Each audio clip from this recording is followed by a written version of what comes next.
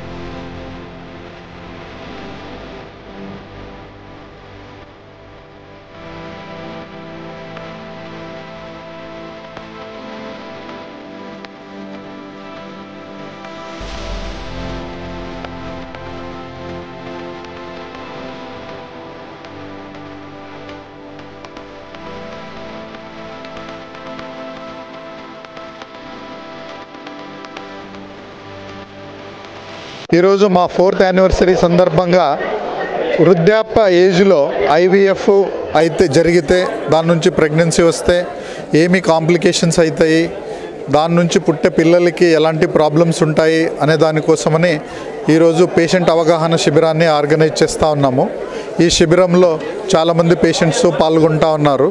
దాంతోపాటు కార్డియాలజీ, నియోనేటాలజీ, తర్వాత anaesthesia, pregnancy గురించి ఉన్న ఎక్స్పర్ట్లు కూడా ఈరోజు తమ అభిప్రాయాలని షేర్ చేసుకుంటూ ఉన్నారు. రీసెంట్గా 74 సంవత్సరాలు ఉండే వృద్ధాప్య లేడీ ప్రెగ్నెన్సీ వచ్చింది అని ప్రపంచవ్యాప్తంగా పెద్ద న్యూస్ అయింది. మనము are we doing the right? ఇలాంటి ఎల్డర్లీ ఏజ్ ఉన్న లేడీస్కి ప్రెగ్నెన్సీ రావటం వల్ల ఒకవేళ కొన్ని సంవత్సరాల్లోనే వాళ్ళు చనిపోతే దాని నుంచి పుట్టే పిల్లల్ని ఎవరు చూసుకుంటారు, దాని బాధ్యతని ఎవరు చూసుకుంటారు? లేదా ఐవీఎఫ్ ట్రీట్మెంట్ ప్రెగ్నెన్సీకి వెళ్ళేటప్పుడు దాని నుంచి వచ్చే కాంప్లికేషన్స్తో పేషెంట్కి ఏదన్నా లైఫ్ థ్రెటనింగ్ రిస్క్ జరిగి పేషెంట్ ఏమన్నా చనిపోతే ఇది మనము వైద్యుల్లాగా, మెడికల్ ఫెటర్నిటీ లాగా మనము చేస్తూ ఉండేది కరెక్టా అనే దాని గురించి మనము ఈరోజు డిస్కస్ చేస్తూ ఉన్నాము. సో మనము that is the self regulation అనేదంటే గవర్నమెంట్ లా లేకపోయినా మనము కూడా సోషల్ రెస్పాన్సిబిలిటీ పెట్టుకొని రెగ్యులేట్ చేసేసి మనము కూడా సొసైటీకి ఏమి హానికరం జరుపుకోకుండా healthy baby, healthy mother and father అనే ధ్యేయంతో ముందుకు వెళ్ళాలి అని నేను నా అభిప్రాయాన్ని షేర్ చేసుకుంటాను. 4 ఏళ్లలో చాలామందికి మనము వాళ్ళ కళల్ని సాకారం చేయగలిగాము. గల కపుల్స్ కూడా ఉన్నారు. బట్ ఏంటంటే అప్పర్ ఏజ్ లిమిట్ అనేది ఒక డాక్టర్గా ఆ మదర్ హెల్త్ బట్టి మనమే డెసిషన్ తీసుకుని సెల్ఫ్ రెగ్యులేట్ చేయాలి సార్ చెప్పినట్లు.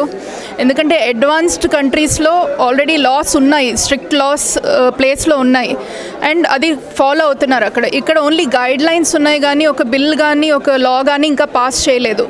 అలాంటప్పుడు ఒక డాక్టర్గా, ఒక పేషెంట్గా మనమే సెల్ఫ్ రెగ్యులేట్ చేసుకుని ఏ కేసుని మనం ముందుకు తీసుకెళ్ళచ్చు, ఏ కేసుని మనం రిజెక్ట్ చేయాలి అనేది మన బాధ్యత తీసుకొని ఒక అప్పర్ ఏజ్ లిమిట్ 50-55 ఇయర్స్ కన్నా ఎక్కువ ఉన్న వాళ్ళకి మనం ఎందుకు చేయకూడదు అని కౌన్సిల్ చేసి ఎక్స్ప్లెయిన్ చేసి వాళ్ళనే డ్రాప్ అయిపోయేటట్లు చేయడం అనేది బాధ్యత మనం తీసుకోవాలి. అందుకోసమే మన పేషెంట్స్ అందరినీ కూడా ఈరోజు మీట్ చేయమని అడిగాము ఇక్కడ. సో దట్ వాళ్ళకు కూడా అవేర్నెస్ స్ప్రెడ్ చేస్తే అట్లీస్ట్ యంగ్ ఏజ్లోనే వస్తే బోత్ మదర్ చైల్డ్కి ఒక హెల్దీ చైల్డ్ ఇవ్వటం కానీ వాళ్ళ హెల్త్ అఫెక్ట్ అవ్వకుండా ట్రీట్మెంట్స్, ఈ ఐవీఎఫ్ అనేది ఇట్స్ ఎక్సలెంట్ ట్రీట్మెంట్, చాలామంది కపుల్స్కి ఉపయోగపడింది. బట్ అది రైట్ ఏజ్లో కరెక్ట్ టైంకి వాళ్ళు వస్తే ఆ ట్రీట్మెంట్ వాళ్ళకి ఇంకా ఉపయోగపడుతుంది. రాదర్ దెన్ ఇట్లా ఓల్డ్ ఏజ్లో చాలా వయసు అయిపోయి 70 పైన అట్లా 60-70 సంవత్సరాలు వాళ్ళు వచ్చారంటే మనం రిస్క్ ఎక్కువ చేస్తున్నాం rather than helping them with IVF.